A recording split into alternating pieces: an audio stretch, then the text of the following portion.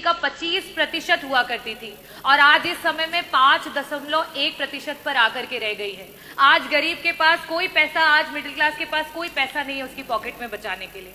वही अगर मैं बात करूं महिलाओं की, तो नियमित वेतनभोगी जो हमारी महिलाएं 22% थी, आज कहीं ना कहीं वो 22% से गिर के 16% पे आ चुकी हैं। हम 1 ट्रिलियन इकोनॉमी की अर्थव्यवस्था की बात कर रहे हैं, लेकिन हमारी 6 करोड़ की आबादी प्रति वर्ष गरीबी रेखा के नीचे चलती चली जा रही है। हमारी महिलाओं की नौकरियां जाती चली जा रही है, हमारे मिडिल क्लास का पैसा जाता चला जा रहा है। कहीं ना कहीं इस जुमले का शिकार पूरे प्रदेश का गरीब, पूरे प्रदेश का नौजवान, पूरे प्रदेश की महिलाएं और मिडिल क्लास हो रही है। मेरा प्रश्न जो था वो अर्थव्यवस्था से लेकर के था कि 1 ट्रिलियन इकोनॉमी प्रदेश कब तक पहुंचा देगा, और साथ ही साथ मेरा प्रश्न था कि वो कौन कौन से विभाग हैं जो सबसे ज्यादा और सबसे कम कंट्रीब्यूट कर रहे हैं और उनको किस तरीके से उनके कंट्रीब्यूशन को बढ़ाया जाएगा। मंत्री जी जो जवाब आया है उसमें विभिन्न प्रमुख सचिव जो इसके लिए रिस्पॉन्सिबल हैं उन विभागों के नाम आए हैं, लेकिन किसका कितना % कंट्रीब्यूशन है, क्यों कम है, कैसे ज्यादा होगा, उसकी कोई भी इसमें वर्णन नहीं दिया गया है। मंत्री जी जो डेटाज अवेलेबल हैं आपके और गवर्नमेंट के, उसके अनुसार एग्रीकल्चर डिपार्टमेंट, इंडस्ट्रियल डिपार्टमेंट और एम्प्लॉयमेंट, ये तीनों मिलकर के ही हमारी अर्थव्यवस्था को सुधार कर सकता है। और आज स्थिति ये है कि अगर हम पिछले वर्ष से अभी के ग्रोथ रेट की बात करें, अगर जिस ग्रोथ रेट से हम चल रहे हैं, आज से आगे आने 20 से 25 सालों में भी हम 1 ट्रिलियन इकोनॉमी तक नहीं पहुंच सकते हैं। हमें 20% ग्रोथ रेट की आवश्यकता है और यहाँ हमारा ग्रोथ रेट 10% मीन अगर हम देखें तो सिर्फ वहां तक पहुंच पाया। मेरा आपसे प्रश्न ये है कि ये 1 ट्रिलियन इकोनॉमी के जुमले में जो हमारे गरीबी रेखा के नीचे जा रहे लोग हैं, उनको वापस से ऊपर उठाने के लिए सरकार की कोई नीति आने वाली है?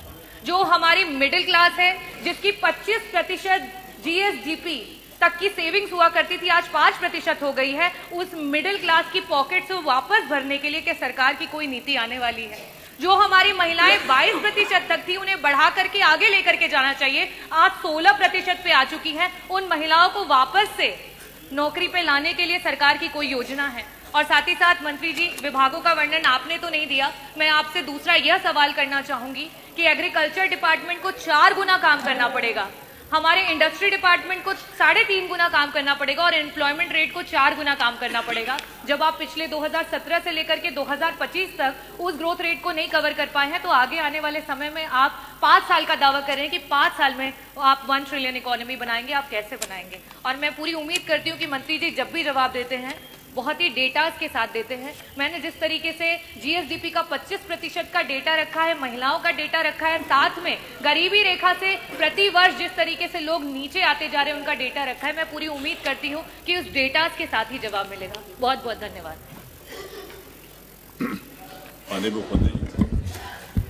अध्यक्ष जी, माननीय सदस्य ने जो प्रश्न किया है वो बहुत महत्वपूर्ण प्रश्न है, लेकिन माननीय सदस्य स्वयं तैयार करके इस प्रश्न को लेकर के नहीं आई है। उनको तथ्यों की जानकारी होनी चाहिए कि उत्तर प्रदेश ने $1 ट्रिलियन की इकोनॉमी बनाने के लक्ष्य को रखा है और भारत 3 नहीं बल्कि $5 ट्रिलियन की इकोनॉमी बनने के दिशा में अग्रसर हुआ है। आपकी पीड़ा को मैं समझ सकता हूं, क्योंकि जो आपके नेता बोलते हैं कि भारत कभी विकसित देश नहीं बन सकता, तो आप तो उनका अनुसरण करेंगे ही करेंगे कि उत्तर प्रदेश कभी $1 ट्रिलियन की इकोनॉमी नहीं बन सकता। ये वक्तव्य आपका अपनी पार्टी के अनुसार, समाजवादी पार्टी की मंशा के अनुरूप उपयुक्त ही है,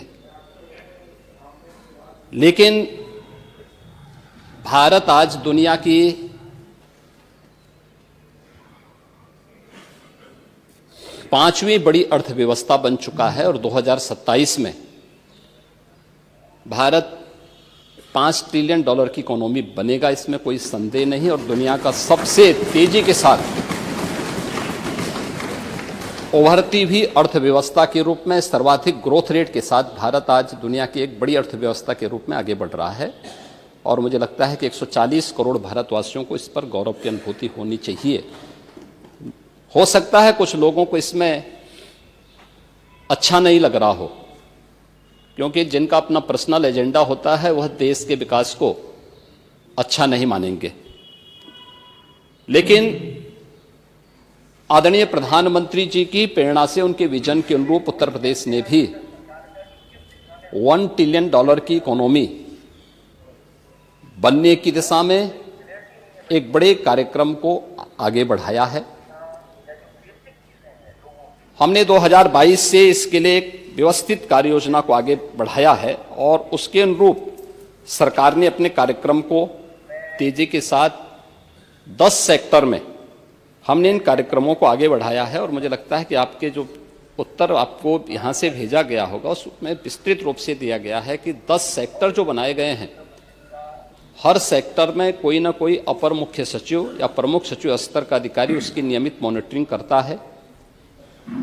मासिक रूप से उस सेक्टर से जुड़े हुए किसी वरिष्ठ मंत्री के द्वारा उसकी समीक्षा की जाती है। उसके कुछ सुनिश्चित पैरामीटर और इंडिकेटर्स तय किए गए हैं उनको अचीव करने के लिए, और सीएम डैशबोर्ड के माध्यम से मासिक रूप से इसकी समीक्षा होती है। हर तीसरे महीने मैं स्वयं भी इसकी समीक्षा करता हूं और मुझे बताते हुए प्रसन्नता है कि पिछले 3 वर्ष के अंदर जो हमने टारगेट तय किए थे हमने उसको सफलतापूर्वक प्राप्त किया है।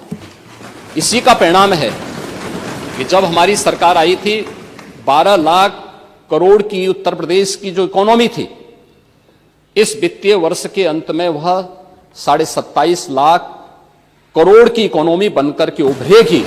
और यह उन स्थितियों में जब हो रहा है जब पूरी दुनिया आर्थिक मंदी के दौर से इस देश दुनिया की वैश्विक महामारी कोरोना के बाद उस दौर से गुजरी थी। मेरा यह मानना है कि जो ग्रोथ रेट उत्तर प्रदेश की है आज वह देश की सर्वाधिक अच्छी ग्रोथ रेट है। हमने जो 10 सेक्टर बनाए हैं उस सेक्टर में अवस्थापना और औद्योगिक विकास का एक सेक्टर है जिसमें अवस्थापना और औद्योगिक विकास का भी है, एमएसएमई भी है, इसके अलावा हथकरघा और वस्त्र उद्योग भी है, आईटी एंड इलेक्ट्रॉनिक्स भी है,